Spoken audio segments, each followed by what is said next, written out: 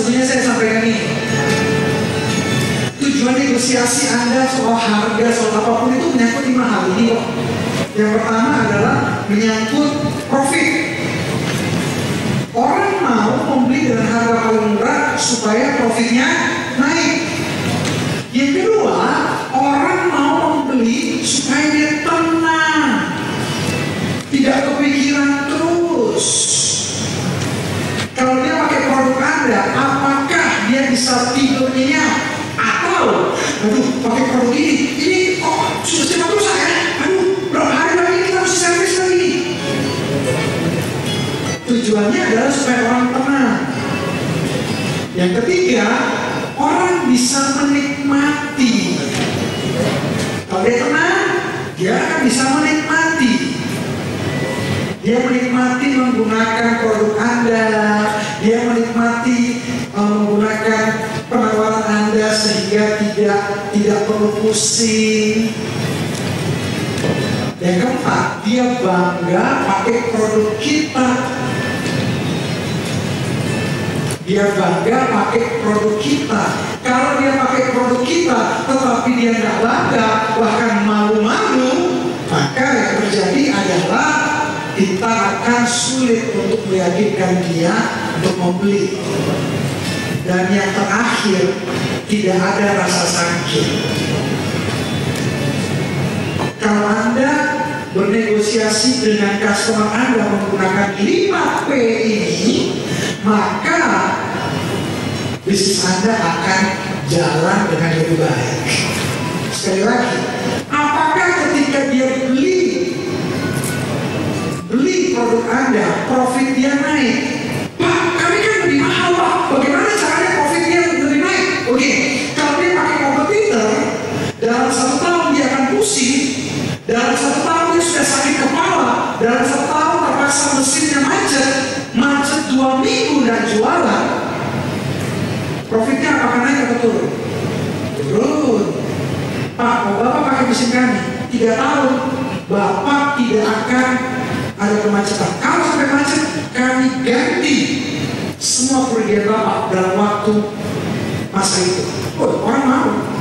Lebih mahal, gak apa-apa. Karena jelas profitnya. Saya konsultan dari satu bisnis forwarder, dan bisnis forwarder itu bisa memberikan jaminan pengiriman barang dengan lead time, dengan jangka waktu yang sudah disepakati. Contoh, ada satu dari dengan mobil 4 hari pasti sampai. Pasti. Mereka bahkan berani memberi money back guarantee. Kalau sampai tidak tiba tepat waktu, kami bisa dipenalti. Kecuali hal yang menyangkut darurat, misalnya tiba-tiba longsor atau apa, ya nggak mungkin kan, banjir, ya nggak mungkin. Tapi kalau semua dalam kondisi normal, kalau kami tidak tiba tepat waktu, penalti kami. Harganya sedikit di atas rata-rata. Kata orang pikir, sudah saya nggak pusing, sampai tepat waktu. Toh kalau dia nggak sampai tepat waktu, dia berhak di penalti. Profit meningkat. Orang tenang. Orang bisa jalan-jalan menikmati hidupnya tanpa pikir barang sudah sampai atau tidak. Sampai di mana barang? Kenapa nggak sampai? Ada kebanggaan dan tidak ada rasa sakit, tidak pusing.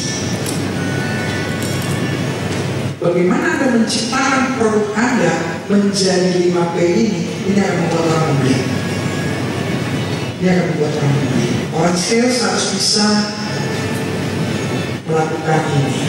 Semua produk harus Anda bisa lakukan dengan 5P ini.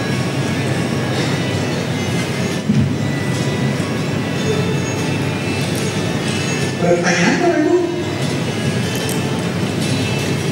Tidak ada pertanyaan kedua. Satu, Anda mengerti sekali. Kedua, Anda sangat tidak mengerti.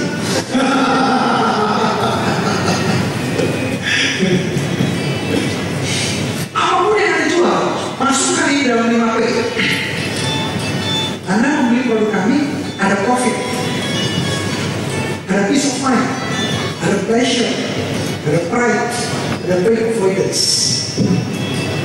5P, Anda akan mendapatkan customer yang lebih baik.